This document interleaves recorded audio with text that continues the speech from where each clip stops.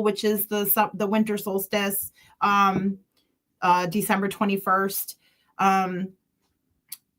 We're all telling the same story. We're just telling it based on where our region comes from. And I think sadly, my father's from the Caribbean. He's from Barbados, actually. I think that Black culture, and I won't say just Black American culture, I'm just going to say Black and brown culture, tends to have a very large fear and disconnect from their original religion and is kind of still stuck on the religion of the oppressors. So everything they don't understand is the devil, and they don't understand that they've been practicing pagan holidays forever. Yeah. Easter, Halloween, Christmas, they're all pagan holidays based on our lunar calendar. And you know what's crazy? Just this morning, I woke up to a morning show. Pardon me, Tony. I woke up to a morning show talking about something similar to that.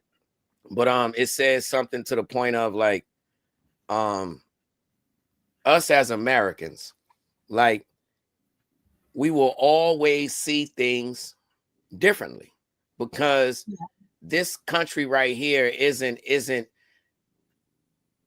about the race, it's about the culture clashes. You know what I mean? And what you just explained in a nutshell was the culture. See, cultures are ways of life, and based on, you know, environment, experience, past, and financial situations. So when people come from a struggle, you know, you have barriers up, back against the wall, pushing forward. So I understand when I'm struggling, what's to me, to my mindset, what's adding to my struggle and what's my comfort zone. And every culture has a different understanding of that. You know what I mean? Yeah, I think that we forget. This is such a multifaceted shit sandwich that we are all in. America, we also have to understand that America is a very young culture. We are only 200 plus years old, 225, 250. I mean, we're a very young nation. And we are comparing ourselves to cultures that have been around for a millennia. Thousands of years, right? Thousands of years, even whether you're from Europe or you're from, you know, Eastern Europe or you're from Asia, these people have had a culture and they've been able to have practices and ways of dealing with each other for hundreds and thousands of years. We are a very young nation of a million types of different people and a million types of different cultures. So it's going to be hard to come up with a set of social rules that we're all going to kind of abide by that make us all comfortable. And I think that we are so much more alike and dealing with the same shit than we are different. And I know that sounds kind of cliche because we are all collectively sick of the shit. Gotta watch the cursing. Oh, I'm sorry. We are all collectively sick of the malarkey. And I think that our religious, these surface differences that in the end don't mean anything, are going to be the undoing of us all. I think that we are all just trying our best to get through the day. Yeah. And no matter what, in the smoothest way possible, right? And the smoothest way possible without ticking off anybody else. I am in an area that is largely white Republican, very much Trump supporters. But I can tell you that at the end of the day, these are also the same people who have gone above and beyond to make sure that my farmland got what it needed. They have helped me in immense ways. They've been supportive of my business. They want to see me succeed. So I think that despite our religious and despite me looking how I look, I have gigantic gauged ears. I'm completely tattooed. I'm a big girl. Hold on. You said what? You said the gauged ears. What's that? I have huge ear holes. Oh shit. I'm heavily tattooed, and I'm a very big girl. Yo, that didn't hurt. That didn't hurt. You stretch your skin around the thing like how they be doing in Africa with the bowl lip. I've had my ear stretched for about almost 17 years now. It's been a long process. But I digress. But the people around me, despite their religious differences, my religious differences, despite our political differences, at the end of the day, we are all neighbors, and they have been there for me on numerous occasions. And we don't talk about our political differences. So I think if we can manage to just remember to stick local and not think so much about what's going on outside of our locale, we would all be a lot better off. I think that the internet is forcing us to look out too globally to the point where it's overwhelming, and we can no longer focus on our community. See that there? I just want to know, what's the benefit of washing with goat milk soap? Yo, shout out goat milk. We know we got, I'm not goat milk. Yeah, goat cheese. Stinking ass. Pardon me, that's just a little innuendo. Had to throw that out there. Goat cheese. Yeah. So what are the benefits? So I find that for us, especially with my teenage daughter, it is very good at soothing down dry, itchy skin. So my milk is raw milk. It goes right from goat to soap. I don't pasteurize my milk. I milk in the morning. I make soap by the afternoon. It's a full milk bar. I don't add any water. Your skin is a lot softer. You don't get that itchy, it's like a squeaky clean feeling without that like tight, itchy feeling that you get from using a lot of deodorant soaps. You know, sometimes your skin will feel really tight after your shower. You really get like a silky kind of lotiony, but not greasy kind of wash to it. It's also for us economically was the best choice. I have 4 kids. We were a family of 6. I had goats. I had a lot of extra milk. Hold on. Did you just say, don't get me wrong. Ain't no disrespect. I just thought I heard a joke right there. You just said, it was economically something. And then you said you have a family of 6. 6. Oh, all right. That's what I'm saying. That would make sense. So you could put the number and say, yo, I got a family of such kids. But when you say I got a family of 6, it's like, yo, I be spitting them out. Bop, bop, yeah. bop. I mean, kind of like you know what I mean? The last 2 anyway, they're back to back. They're like, all right, there you go. You know what I'm saying? So sooner or later, some people, we that far in the future with some people gonna start naming their kids Blue. Blue. That's how they came into Blue. I don't want anymore. My oldest is 24, and then I got 21, 16, and 15. I don't want any more children. This world is a crazy place. Well, what if you magically get one? You know what I mean? Named Blue. Oh no. Blue. Oh no. No, you ain't even gonna give life to Blue. She said nope. She said nope. I had my what happened? I shut it down. I'm on a hunt for that now. I know there's somebody on the face of this planet named Bloop, and it has to be pronounced like that. Bloop. I'm gonna find that. I'm telling you, I'm gonna find somebody with that name. Bloop. I definitely. The thought of having another baby in this house after we are a full house. We have 2 dogs, 2 cats, 30, 40 chickens, like 9 goats, turkeys, ducks. I'm good. A child in this house would make me want to rip my hair out. Oh, you ever ate a turducken? You ever ate a turducken? I find that I heard about that before I moved. I find that to be the most pointless, useless, wasteful thing ever to make in my life. That turkey, sounds duck, and chicken. And I heard somehow they stuff it inside of each other. Oh, that's gross. I guess it's the turkey, and then the duck stuffed in the turkey, and then the chicken stuffed in the duck. Gross. A bunch of AOs. Yeah, that's called a Diddy meal. Turducken. You want a Diddy meal? Everything stuffed in. Take that. Oh my God. Yeah, I'm good. No, my dad usually eats our chickens because they're so pointless. The chickens that we have are primarily for eggs. We have done meat birds. They're costly and it's iffy. My dad gets all our extra roosters because he's from the Caribbean, so he'll come over and he'll help me butcher a few. My ducks, we butcher here and there, for people who want to eat them. Hold on. Let's rewind back, man. Rewind back. How you just nonchalantly talking about all this slaughter like it's nothing. She just commonly giggling. Yeah, we just kill these ones over here, and help me kill these ones. Yeah, it's part of the job. We're a farm, and things here that unless you're a dog or a cat, you're a working animal here, and part of being working animal or being a farmer is having to kill things, and you either have to kill them because they're sick or you have to kill them because somebody's going to eat them.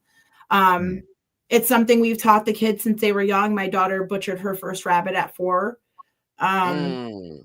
My kids are used to death. They've been delivering goat babies since they were about the same age. We have babies every year. The kids are very well, like if you live on a farm, you're going to see a lot of outdoor sex. There's a lot of poop. There's a lot of poop involved in farming. And there's slaughter. It's just part of we are avid into, we believe in hunting here. We believe in slaughtering our own. It's important for my kids to know where their food comes from. We grow our own food here. They've been growing their own produce and doing a garden with me every year since they were old enough to walk.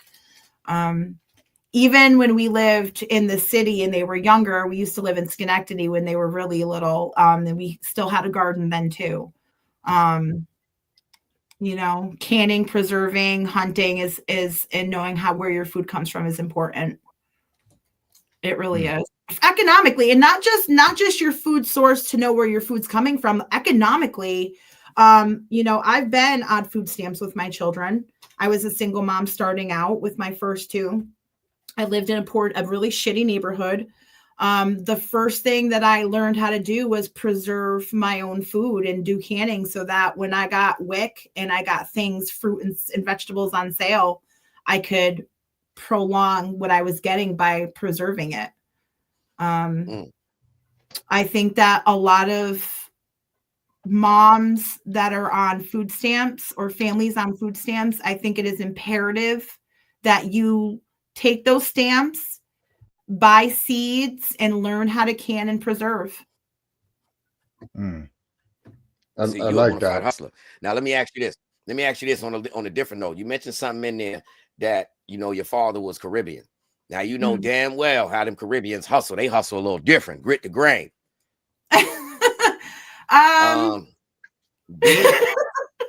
Being coming from that kind of background, being culturally diverse, should I say, and being in that community, that's a whole different.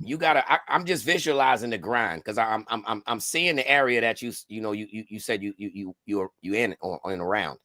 And those are areas that a lot of people stay away from. You know what I'm saying? But with you having, as you said, that Caribbean culture, I know how hard they grind. So yeah. I guess my question is, did it come from? Is that something like in your bloodline from, the Caribbean culture? Was it like farms and all that over there where your father was raised, or like what? No, I unfortunately did not get that dad. My grandmother on my father's side was, my dad is one of 13 kids. My grandmother did sell fruits and vegetables in Barbados. Her name is Clarissa. I am Clarissa. My middle name is Clarissa, so I'm second Clarissa. Oh, hold on. Guess what? My man in Barbados right now as we speak. So shout out to Clarissa in Barbados. Yep. My boy out there right now. He just got there 2 days ago. Yeah, my dad's from Wapping. I believe it was Wapping, St. James or something like that. I don't really have much connection to my Caribbean roots. My dad and I see here and there. I just did not get along well with that side of the family. I was way closer to my mother's side. My grandmother, she did sell fruits and vegetables growing up. My father said, but I actually mostly got it from being moved around so much as a child. My mom when I was a kid, she went and I grew up on horseback for a little bit. And my mother's friends were. What you mean by that? You grew up on horseback. What you mean by that? I grew up on horseback. I grew up riding horses as a kid. And my mother is French Canadian and Wabanaki. And so I was around a lot of horses and farm people growing up.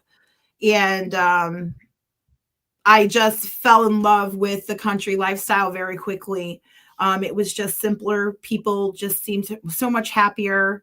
It just, even as a child growing up, I loved growing things. I loved making potions in the backyard. I was kind of a nerd. I read a lot. I didn't really have a lot of friends. Yeah, go ahead. So don't skip by the always sticky reading pages. books. I just taught myself how to do things. Yeah, don't skip by the sticky pages. Please tell us about your potions that you was creating in the backyard. Oh no,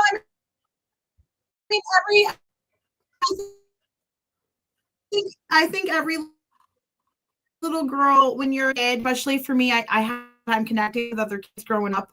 No, also only child. A lot of books. I loved anything that cooking. I loved Julia Childs. I used to watch all the grown-up nerdy shows on PBS. And so I would just go in the backyard and like make leaf soups and just all sorts of things. And then as I got older, I started reading about,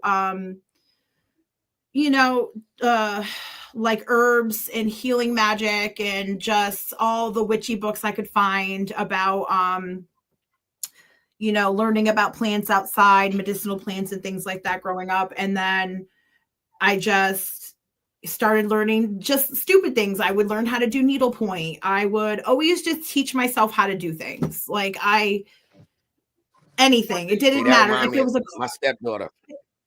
That's if her. It was she a is. craft, She is. Listen. Oh, go ahead. If it was a craft, now, I would I'm loving this adventure because that's what she does. Like, for instance, I'm grown as hell. When you get a stepdad into the flow, 17 reasons. I'm supposed to know how to fish. At minimum, don't worry about it. Let me go and put this together for you. Man, they put the lines on everything and they went fishing. Shout out Zelia. She put the worm on there, everything, and I can't even put the worm on the hook.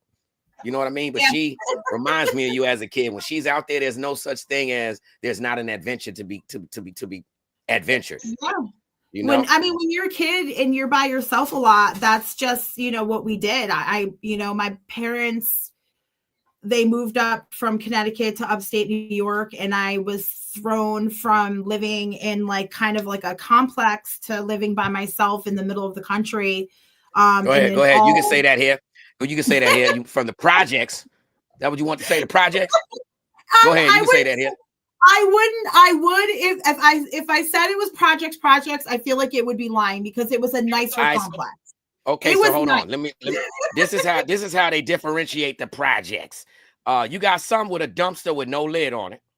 That's the project. Then exactly. Then you got the projects with the little wooden thing around it, and you close it up, make it kind of look a little decent. See the raccoons be over there. They call that housing, but it's still the projects. I would call. See, so you got a dumpster in the parking lot. It's the projects. I grew up I was born in the east side of New Britain, Connecticut, which is Hartford County, and everybody there called it the projects. I would say, and this is my opinion, that is kind of bullshit. I've seen some real freaking projects, and I would say that one was kind of nice, upstairs and downstairs, and we had a finished basement. I wouldn't say that was projects. I feel like if you were calling it projects, it would really be stretching it. I feel like they were kind of nice, actually. They were pretty nice places. That's exactly how I felt out here. I live in Pennsylvania now. My girl took me by this place that was, well, matter of fact, we rode there together. Shout out, what's his name? First black dude I met out here that wasn't black. Yeah, you gotta watch out for them out here. But and his name happened to be Hood. That's what was so ridiculous. His name was Hood. He never had a haircut, and he was nowhere near hood. But anyhow, we go to what they call the hood to get some bud.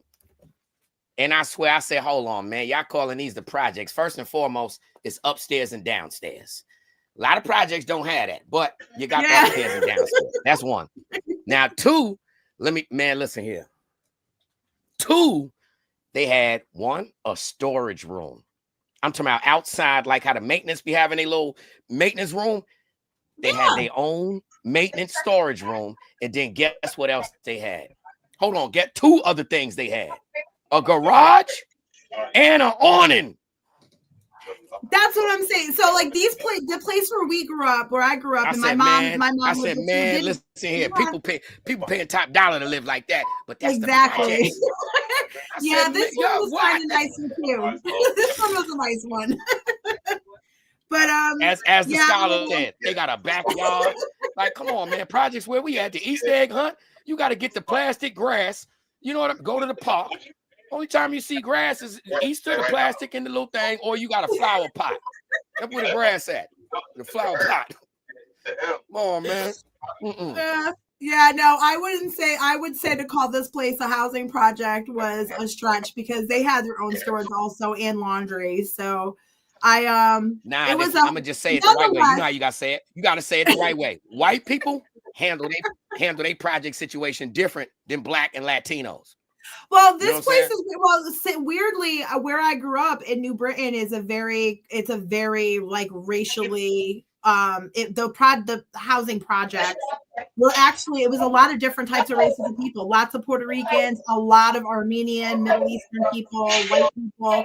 It was very ethnically diverse. You know, since we on this with you, it might be ethnically diverse because on the birth certificate say different, but when it comes to racism, Puerto Ricans, Mexicans, all of them might as well say they white because they want to be accepted by the white people.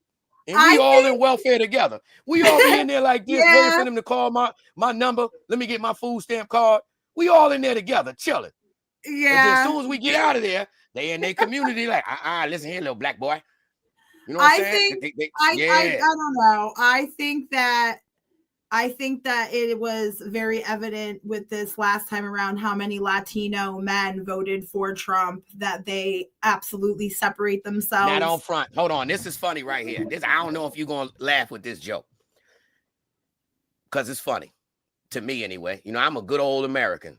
Shout out. I don't want to go no other country. I love America. You know what I'm saying? Even though our country, I done said it before, our country to me, when you compare it to other countries, our country is like a mall. A giant mall with 1,000 stores in it, a free for all. You know what I'm saying? Everybody want to go to these other countries. When you get over there and you find out ain't no double cheeseburger, you can't go through the drive-through at 2 a.m, get you a number 2 and slide. Yeah, you're going to appreciate America a little differently, man. You know what I mean? But comparatively to what though? Like, I think that's like compared to what? I'm gonna tell you right now. So watch this, right? With the when Trump said, "Look, I'm bringing the what you call it, man? Oh, I'm bringing the army to Chicago, right?"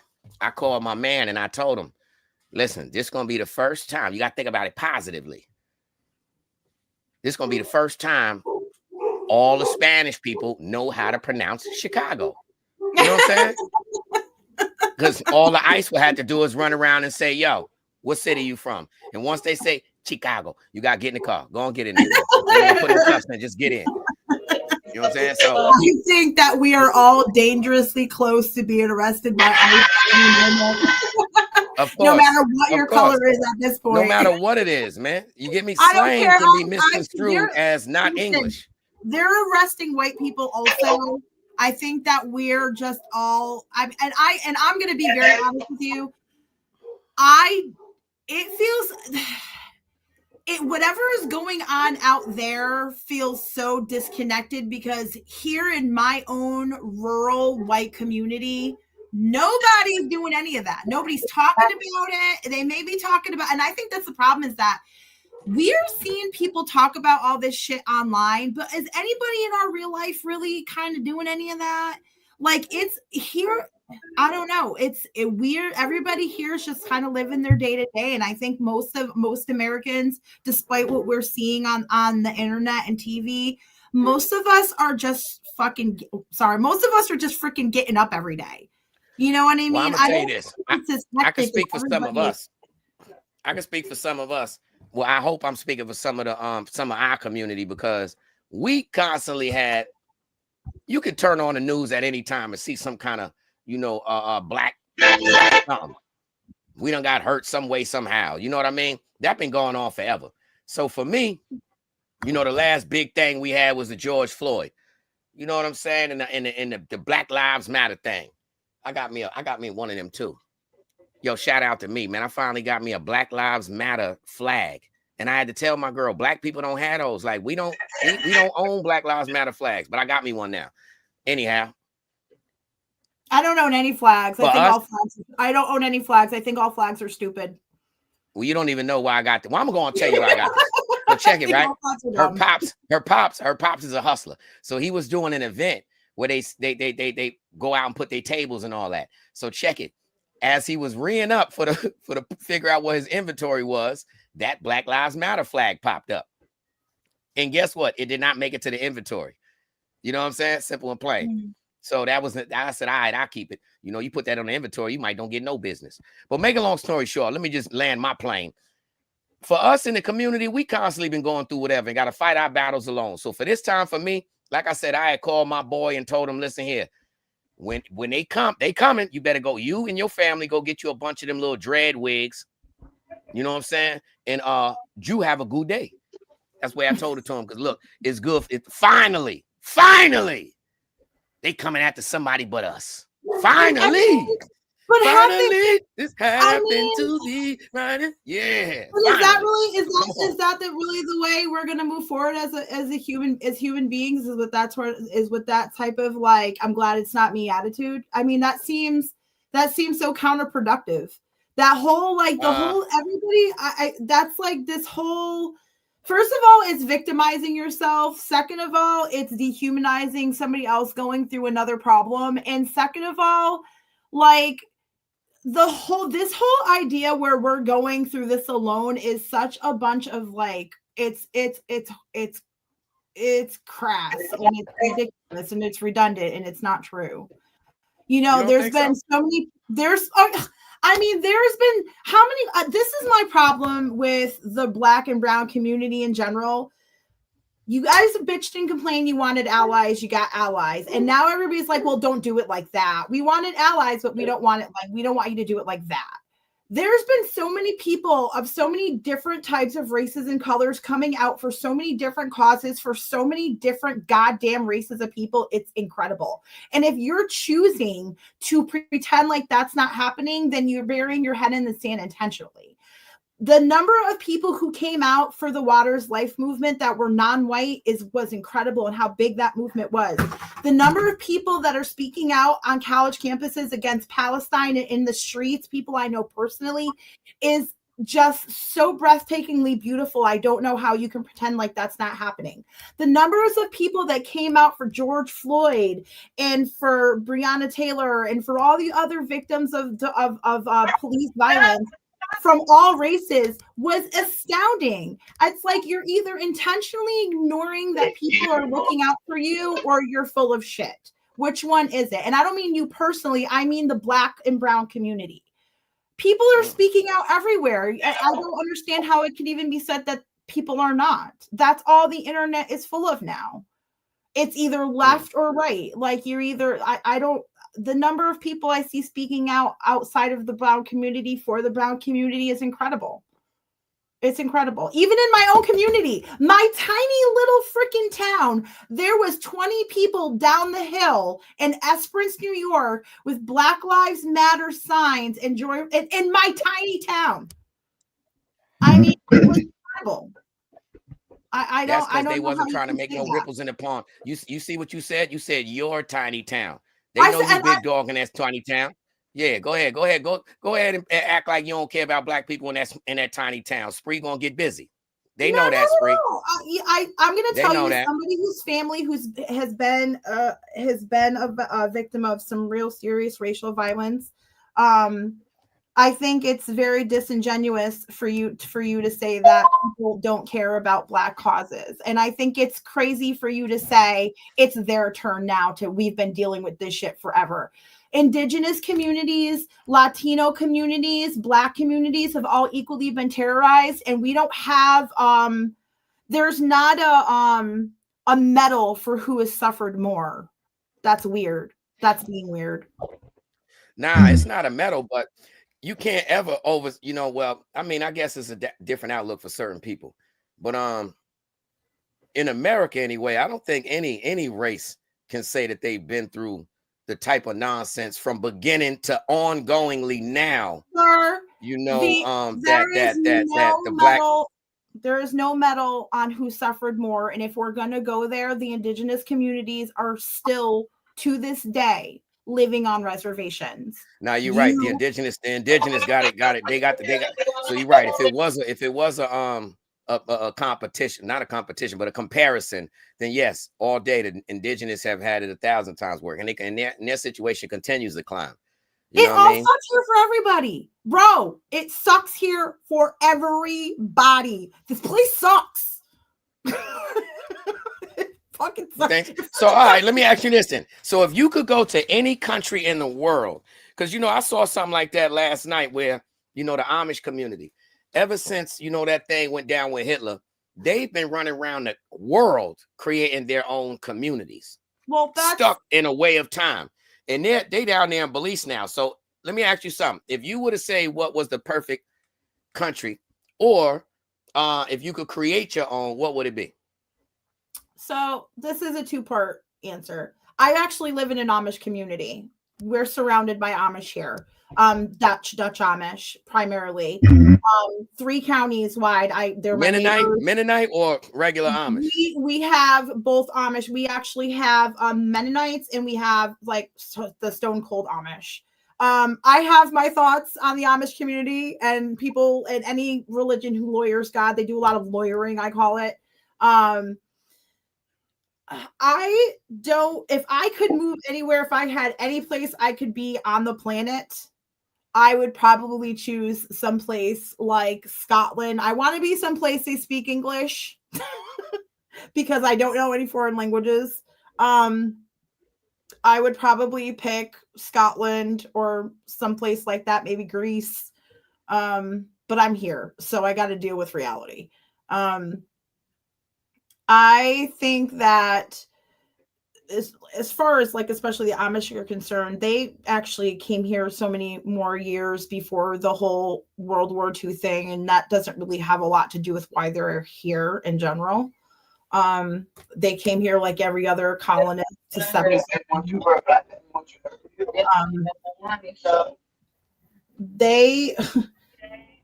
They're not as closed off as they really pretend to be. You know what I mean? They do a lot of the work here. They get rides into town just like everybody else in cars. To be perfectly honest, think they're about as full of shit as every other religion and every other person on the planet. I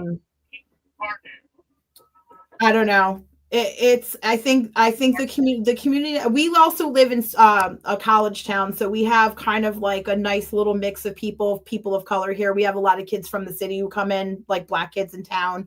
So it's actually kind of funny to see a horse and buggy coming one way and a group of Black kids kind of walking the other way to school, I don't know. I think that, like I said, I think everybody on this planet is just really trying to do their best to be a good person for the most part. I think that we all just got to show each other a little bit of grace. I live not far from Amish also, and I found out, before I came out here, I had an opinion also. But since being out here almost 2 years, I will say this. That is a community that I have no other choice but to say I respect, regardless of what, because, whatever they're doing, whatever they're standing for, they're standing on it. And not really. They live. Really. What I mean, no, I'm just saying what I mean by that is coming from New York, where everything is either an interaction, an engagement, or at least an acknowledgement. Mm-hmm. Out here, it's like invisible in plain sight. They mind their business all the way. If you don't say nothing, they will not intrude. They will not bother. They will not, none of the above. You know what I mean? For me, that's a major thing. So yeah, I respect the fact that, like I said, whatever they doing, because I'm not nosy. You know, that's a rule from New York. Mind your business. I'm gonna mind my business all day. So with them, again, this is a world that I expected to be so much other than what it was. I haven't seen one bit of negativity, crime, but it's at the same time, I'm not involved. But I've never seen a community that is that united where it's silent in plain sight. You know? Yeah, I agree with that. I think that's kind of almost the type with we're also, because they're so tight knit, when there's problems within the community, they're handling it within their community. Sometimes that's a good thing, sometimes that's a bad thing. You know, they're close, tight knit, but also that leaves a lot of, like with any religious cult, leaves a lot of room for abuses to happen, just like any other tight knit community. I think any group of people that are choosing to seclude and this is across the board with any religion. I think all religions are cults, first of all. I think that anybody who chooses to purposely seclude their children or their spouses from any sort of outside connection to anything else and is forcing a way of life on somebody, it's absolutely a cult. Yeah, that's definitely, if you look it up in the legal terms, that's called domestic violence. That being said, they can live their life however they want to. I feel like all religion's a cult. I feel like religion is one of those things that, and until people stop believing in things they can't see, we're never going to move ahead as human beings. I feel like a lot of that, like I said, again, I live in Amish communities. We're surrounded everywhere around here. They're nice enough. They've never, like you said, they've never been disrespectful. That doesn't mean that their way of life is any better and that they're not dealing with their own set of problems within that community also. You know, everybody's got their shit going on. Everybody's got their thing that's going on in their communities, and we don't know anything about it. And all we can do is speculate. You know, all we can do is speculate. I think we're all, like I said, we're doing our best. Well, I know that every human being in America, anyway, when you come across an Amish community, you probably tell yourself, no matter what kind of hustler you are, I probably could sell one of them Amish anything. But I know one thing you cannot sell them: a haircut. Yeah, for sure. You ain't, nah. I find it funny how they the thing that I cracks me up about them is I call it the lawyering, where you can't have electricity and you can't have a car, but you can drive some around. Of them are different. Some of them are different. Like Amish can't, but then Mennonites can. Yeah, you know what I mean? Mennonites can have electricity. The Amish can't, but they do ride around in other people's cars. Yeah, they can ride in the car. But see, like the Mennonites, they can drive, but their vehicles have to be all black. Oh yeah, I didn't know. I don't know too much about I've only met a couple of the ladies. There's a lady around the corner from me who has a nursery that I bought some stuff from up the road from my Hey Guy. I've only talked to her a couple times. I know she's Mennonite because of the way she dresses, and they've got a vehicle. And they've got lights and stuff. She's a very, I don't know much about them. I only deal really with the Amish a lot because, you know, I go to the auctions and stuff, and they are literally right around the corner from me. They're at our Tractor Supply. They're everywhere. Well, I could tell you this too. I love, a certain kind of ghetto chicken. You know what I'm saying? Especially like shout out Kennedy's, shout out, some of them little Arab spots. I don't know what kind of seasoning they got, but it's the same anywhere in America. Yeah, that old raggedy chicken. You can smell it. Raggedy chicken. So being out here in PA for the longest, I've been out here, I've been looking for it. I couldn't find it. I went to the Spanish spots, their chicken was doo-doo. The soul food spot, it was doo-doo. And I'm like, yo, hold on, what is it about PA? Anyhow, I swear, what was it, 2 weeks ago, Amy? Yo, the Amish got the best chicken out here. Listen here. Amy came with some fried chicken, and she was like, this one spot, babe, but it's Amish. I'm like, all right, let me get the 12 piece. Listen, day chicken will knock Kennedy. It got like the same, almost the same flavor as Kennedy's, but it's like somebody cooked your food at Kennedy's and they cared about you. That's awesome. That chicken is shit. Hold up. Speaking of that, it's such a delicatessen. I had some left over. Look at the crisp on that thing. Oh yeah, look at the crisp on that thing, man. Good shit. Even the flats. Look, the next day, you see what I'm saying? The next day, that thing, man. Listen, but yo, I've been overwhelming on this thing, man. Yo, Tony, you my partner, brother. It's time to get this intelligent lady. Somebody, you got to give it him. You know, what's the name of it? The trending topics, bro. She got to go through the trending topic phase. But I want to start it just one trending topic because she already has some beef with that. In and out. How y'all feel about? How do you and your community feel about Diddy? About Diddy? Yeah, you know, he only got 50 months. He only got 50 months, 4 years, 2 months. I mean, you can't. So how y'all feel about that? Do you want my honest opinion? You cannot expect you can't expect a law system and a judicial system that's filled with pedophiles to convict a pedophile. Oh, yeah, you calling him a pedophile? Yeah, he's absolutely. I don't think Diddy should be in jail. I don't think Diddy deserves jail. Nah, Diddy do it. Diddy did. I'm not surprised to hear that. I won't even acknowledge that. The black community. Nah, look. Hold on, no, it got nothing to do with the black community. Watch this, because we don't play that pedophile. We don't play that. Oh no, it don't, because we some haters. Yes, you do. Yes, you do. Watch this. Okay, watch this. First off, we don't play that with no rapists. Yeah, but you do. Only thing that happened was, we don't co-sign rapists. No. I 1000% disagree with that, and black women will tell you as brown women. What black celebrity did the black community co-sign? You really want me to break it down for you? Because I'm going to offend everybody here. Yeah, that's right. That's what we're here for, the Connectwork. Come on with it. The black community has a huge problem acknowledging when there's sexual pedophiles in the family. Girls are consistently called fast and told to change their clothes when certain male members come over. I have repeatedly heard black men say that Diddy didn't do anything. There is a the problem is so large with sexual abuse denial in the black community that most black women do not come forward to tell their family members that they're being abused because they will either have nothing done about it or they will get beat for it. And that's a fact. And I don't give a shit who it offends. You know how many black men I hear say that Diddy didn't do it? So those ain't nobody say he didn't do it. See, now look. See, you ain't hear me out. I said it clearly. Now look, we know Diddy did it. Diddy violated. Now, did he rape something? No. What Diddy's problem was buying ass. What Diddy's problem was beating that girl up. Now, guess what? We don't co-sign that. If we would have seen that in real life, let's take the whole internet away. Let's go back in the days when it wasn't no internet. If it was, you got to divide within the black community too. You got suckers and you got men. Now, some of us are cut from a cloth where, let's say we were sitting in the same hotel. Let me put it like this. Let me say me and my panel right here was sitting in the same hotel. Let's say us three. Shout out Tony and IKS. But look, let's say us three was sitting here at the hotel and we saw Cassie run around the corner. And we saw Diddy punk ass come around and try to get busy on her.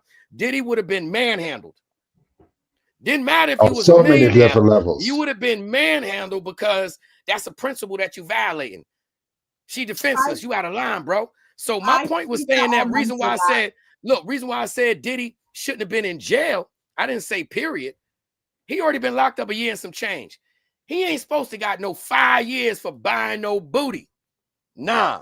Especially when you got rapists, literal rapists. You can watch the news any day and see somebody taking a plea who literally had sex with a baby. That bothers me. And when we see any race like that come into the system, you may not make it home. So you may not make it to your freedom. So how many years do you think he should have gotten for beating that girl like that? I ain't gonna lie. Diddy, for that ass whooping, he definitely should have got the amount of time that he's sitting in jail for now. 24 months, no problem. That's it? He should have gotten 2 years for beating the shit out of a girl in the hallway? He didn't beat the shit out of her. He beat the shit out of her? No, he didn't. Now, come on, man. I guess that's subjective. He look. Now he didn't beat her down. He did. Look. Come on, man. We can rewind that thing. He definitely hit her with a Ming mop.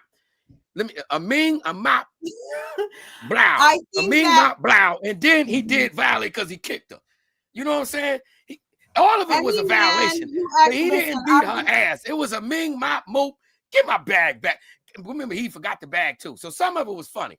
It wasn't funny, but it was. It wasn't funny at all.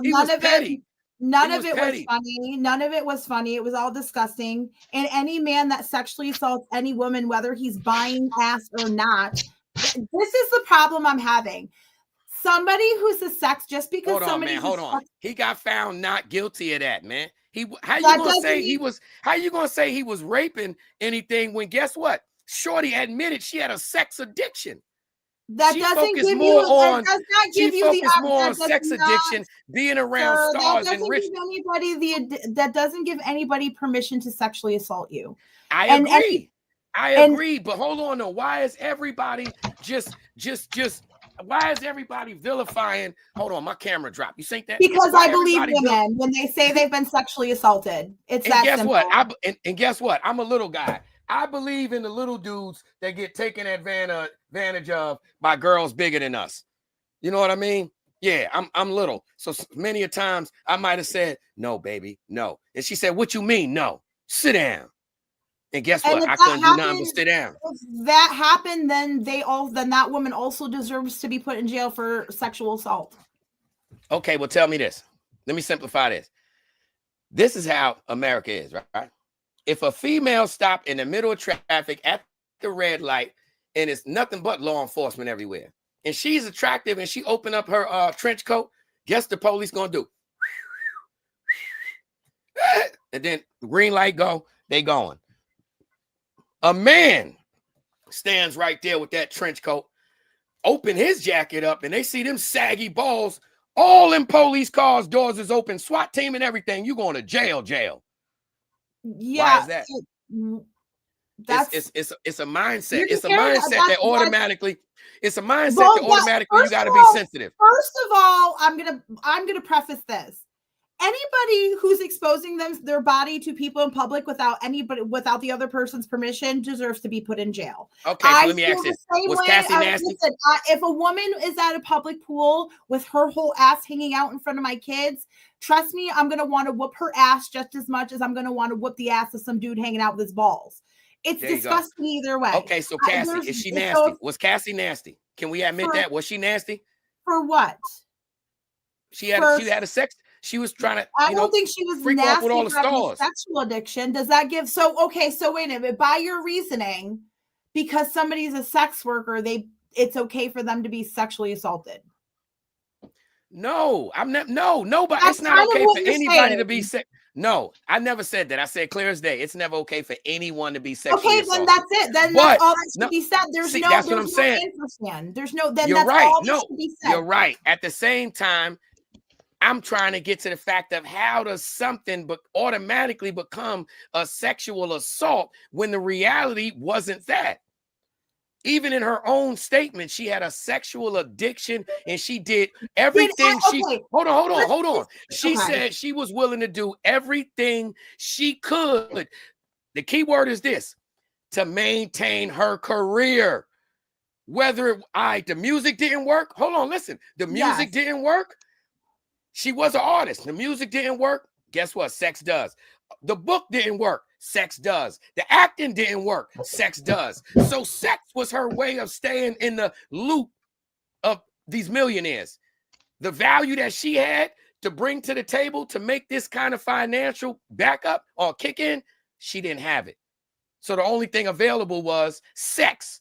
And she did it to the point where it got I guess nobody wanted to do it with her any longer.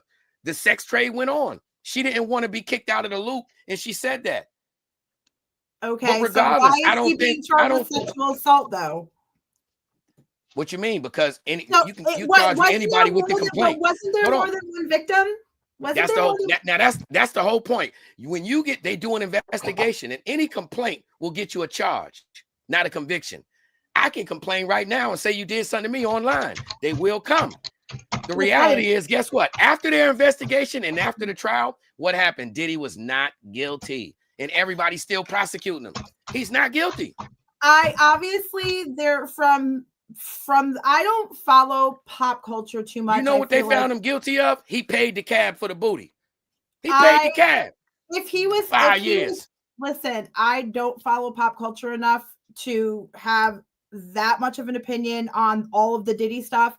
I've watched a couple things. I watched some kind of documentary. I believe we watched it in the beginning, and then I shut off because it was super stupid to give a fuck. But from what I understand, there was minors involved at some point in a lot of his stuff.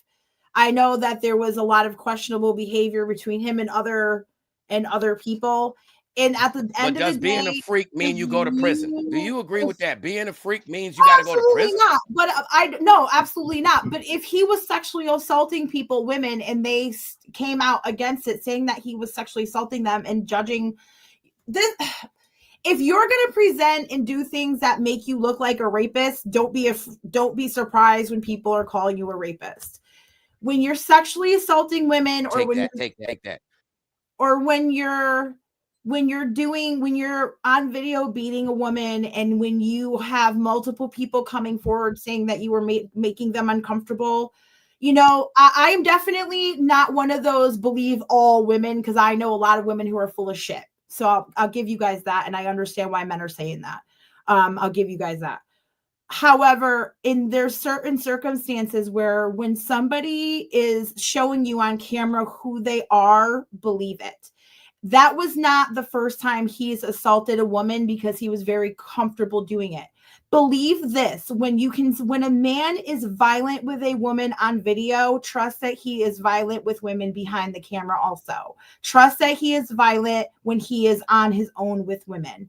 And somebody's sexual history or sexual preferences does not give anybody else permission to exploit you. And I'm going to change the word assault to exploit. It doesn't give anybody permission to exploit you in any way whatsoever. And if Diddy didn't want people to think that he was a rapist and violent with women, then he should stop acting accordingly, because this is not the only time that it's been said he's been violent with women. And it also has not been said, first time it's been said that he's a little gay. So maybe those two things, and him being self-hating and having too much money. I don't know. Do you guys know who the Marquis de Sade is? He wrote 120 days. He wrote 120 Days of Sodom, which was basically a book about how the super rich and elite will have so much money, and they have everything left, all the things they want in the world, that the only thing that they have left to do is exploit others, which is basically the gist of the book, is them just sexually exploiting people. It's the ultimate in being perverse. And I think that the whole Diddy thing is a lot of just a rich man having too much power and too much money, and feeling like he can do with whatever he wanted with whoever he wanted. And sadly, it came back to bite him in the ass. Yeah. Whether we don't know, at the end of the day, none of us know what happened behind those doors because we were not there. But trust, a man who is violent with a woman in public and is not afraid to do so in a hotel lobby or hallway is definitely being violent with women behind. I agree. Because like I said, there's a breed of us that aren't going for that. You know what I mean? And I'm talking about not even getting to the point of the physical. Even if it gets to the point of the verbal and all that, is a breed of us as individuals that's going to say, hold on, brother. I don't care if that's your wife and kid. Some of us going to intervene. Hold on, bro. You know what I mean? But on a different note, I definitely want to do a part 2 with you, man, because she is deep. And Tony, man, listen, that's the one. See, y'all got into something totally different, man. We were supposed to be on a goat farm, and we went to Trump house. You know what I'm saying? Yeah. So, if you know the crazy part, I didn't even say nothing. I just been sit back here, listen to the knowledge, because it's good to have these discussions, right? You know what I'm saying? Yeah. There's a lot of doors being open, a lot of things. I didn't expect that at all, bro. That's a different point of view. Yeah, no, it is a different point of view, and I love that, right? You know what I'm saying? Because it's a platform, it's a space to be able to have these discussions. Just because I don't agree with you, that doesn't mean that, you know what I'm saying, that it's a bad thing or anything like that. It just opens up the doors for me to learn more, right? You know what I'm saying? But there are a lot of things that and I wish we had time to get into it. But there's a lot of things I don't agree with, right? You know what I'm saying? Like Quay was saying, there's some people out here that's going to stand on that. I'm one of them. Quay is one of them. IKS. A lot of people that we know stand on those things. Do we know? Are we naive to the things that go on in everybody's family, right? You know what I'm saying? No, but you know what I'm saying. To say that one culture don't acknowledge it is that's not okay, right? You know what I'm saying? Because if you're going to do that, you gotta put everybody else in there. Because I've been around the world. I said black and brown. I don't mean just the black community. I mean the brown community in general. Yeah, but it's not just those two communities. There's other communities out there that do it. Like I said, being a person who has been around the world and have been in different cultures, I've seen the ins and outs. I've seen the darkness that comes in between, and I've seen what people do. People do it all the time. Just because one is more publicized than the other doesn't mean that it doesn't happen to say at the same rate, if not more. For sure. Right? You know what I'm saying? Yeah, so when it comes down to that, I mean, beautiful conversation though. I loved it. You know what I'm saying? Loved everything about it. And like Quay said, would love to do a part 2 because I really would love to get into a lot of the things that you put out on the table. You know what I'm saying? Just to dive deeper into it, because this is like my realm. I love having deep conversations around these things, right? Because it opens up the doors for people to actually hear, but actually, have an understanding, you know what I'm saying, of everything as a human being, and the things that we need to work on as a human race. You dig what I'm saying? It's very complex. Humans are so complex. We're just, everything's gray. Everything has so much gray. And I think that the internet has really kind of got us into this very black and white thinking. Yeah. You know what's the beautiful thing is? I think what the biggest problem is, everybody wants to be right about everything. Oh yeah. You know what I'm saying? And no one wants to sit down and actually humble yourself enough to listen to because there's a lot of things that if people took the time, and you know what I'm saying, that don't get me wrong, this goes out to everybody, but if people took the time just to shut up and listen, you know what I'm saying, you can learn. You can learn a lot more than just, you know what I'm saying, oh, this is my opinion, and then you got to go back and forth. That's too much noise for me. Shut up, listen, you know what I'm saying, respect each other's point of view, but also be willing to share knowledge on the things that you don't know, and maybe even shed a lot more light on the things that you do. You know what I'm saying? Because there's always room to learn. You know what I'm saying? The truth is going to be uncovered no matter what it is, but you know what I'm saying? We have to be humble enough to take in what everybody else is saying too.